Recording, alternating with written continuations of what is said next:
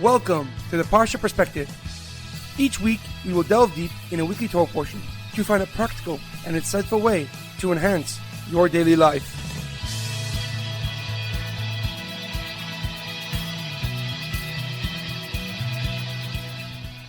Thank you for tuning in. My name is Rabbi Shalom Yamini, and each week we will look into the weekly Torah portion to find practical and insightful ways to enhance your daily life. This week's Parsha Perspective is in honor of our homeland, Eretz Yisrael. May HaKadosh Baruch Hu, may God protect our brave soldiers and grant them strength and victory. This week's Parsha Perspective is in loving memory of Baruch Chaim ben Mordechai, Edward ben Ephraim, Shlomo ben Edward, and Yerachmiel Daniel ben Gedaliah. May their souls be uplifted and may their memories be a blessing. This week's Parsha Perspective is in honor of the Refuah Shalema, the immediate speedy recovery of Yael Bas Chaya, Reuven ben Rachel Leah, Binyamin ben Tova, Raphael ben Mazal. May we hear good news and their speedy recovery. This week's Torah portion is Parshas Emor, choosing to stay. The release date of this episode falls on the 14th of Iyar, Pesach Sheni, a unique day in the Jewish calendar. Pesach Sheni was given to those who were unable to bring the Korban Pesach, the Paschal offering, at its proper time, and it gave them a second opportunity to fulfill this special and unique mitzvah. It teaches us that even when something is missing, it is never lost completely, and there's always a path to reconnect, there's always a path to realign with our Creator, with our Father in heaven. Our Parsha begins with many laws pertaining specifically to Kohanim, to priests in the Mishkan and in the Beis Mikdash. And we begin with a law that remains applicable to this very day. The mitzvah, the commandment that a Kohen must remain tahar, ritually pure whenever possible. They may not come in contact with a human corpse or attend funerals, with limited exceptions. The exception for a regular Kohen applies to his immediate relatives, his wife, father, mother, brother, and unmarried sister, son, and daughter. The Kohen Gadol, the high priest, is held to even a higher standard, and he may not become impure for even close relatives, with the exception of a meis mitzvah, someone who has no one else available to bury them.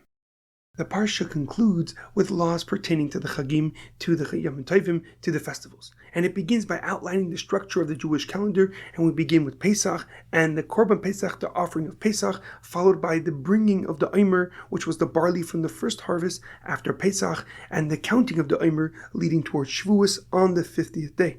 The Torah then commands the observance of Rosh Hashanah with the blowing of the shofar, Yom Kippur with the obligation to fast, and Chag Sukkos holiday with including the mitzvahs of living in the sukkah and shaking the lulav and esrog, and Shmini Atzeres. However, a question comes to mind. As the Parsha comes to a close, the Torah shifts from the laws of the Chagim and the holidays and the Mishkan and the Lechem HaPanim to a very difficult to understand incident. A man publicly curses God and is ultimately put to death publicly. And right after, the Torah commands that one who curses God is liable for death, and the one who takes a life is also put to death. Why does the Torah place this story here at the end of our Parsha, in the middle of all these laws regarding Tumah and Tara, regarding the Beis Mikdash, regarding all the Chagim, the holidays? What is the Torah coming to teach us through this story in this specific place at the end of our Torah portion?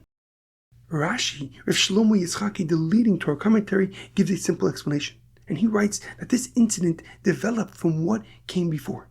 The man who cursed God just left the Beis Din, the Jewish court of Moshe Rabbeinu. And after losing his case regarding where he belonged in the Jewish camp, his claim was rejected, and in that moment of frustration, he lashed out and cursed the name of God. Rashi adds that he also mocked the Lechem HaPanim, the showbread, and he questioned, how can bread be placed only once a week be fitting for such a king, for the Melech Malchei Hamlachim? And this shows us that his actions were not isolated. They came from a rejection of order and a direction of holiness. And the Torah places this story here to reveal how that rejection can lead to a complete breakdown of belief and a complete breakdown in his faith of God. However, the Rabbeinu Bachaya, Rav Bachya ben Asher, a leading Torah commentary, gives us a deeper and more profound explanation. And he writes that the Torah did not need to include this story at all. The commandment, the law against those who curse God and their punishment of death could have been stated clearly without any examples.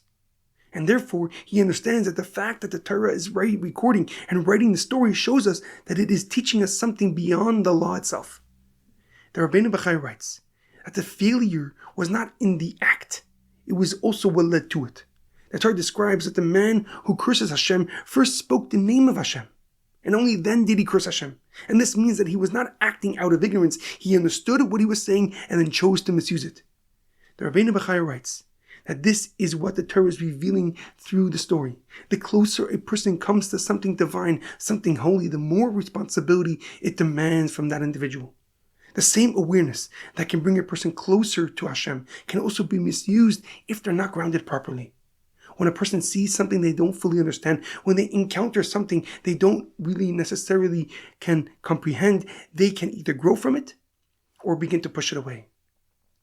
The Torah gives us a story here to tell us what happens when the process breaks down. Instead of accepting the framework and growing within Hashem's Torah and mitzvahs, the man who curses Hashem challenged the Torah, challenged Hashem's framework, challenged Moshe Rabbeinu, and dismissed it. And what began as a moment of confusion turned into rejection, and that rejection turned into a complete breakdown in how he related to Hashem. Encountering something holy is not enough. It depends how a person responds to that moment. When a person chooses to stay grounded and develop from that encounter with the divine, it becomes a source of connection. When they turn away from it, it becomes the beginning of distance. This profound lesson from the Rabbeinu Bechaya is ever more relevant as we come to this special day of Pesach Sheni, a day given to those who feel distant, a day for those who miss their moment yet still want to connect.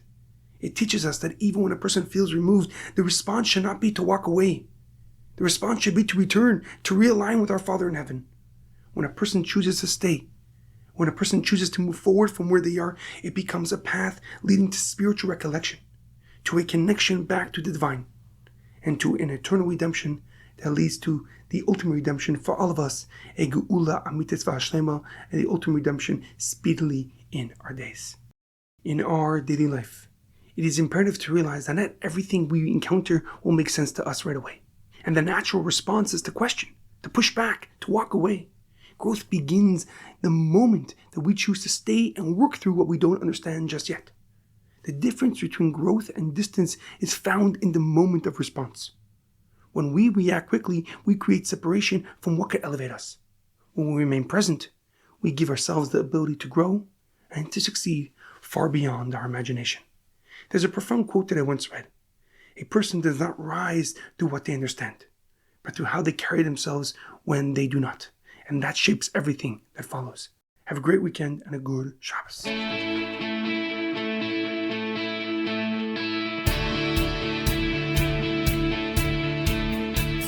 Thank you for tuning in to the Parsha Perspective. Check out our website, theparshaperspective.com. Send thoughts and comments to theparshaperspective@gmail.com. Till next time, thanks for listening.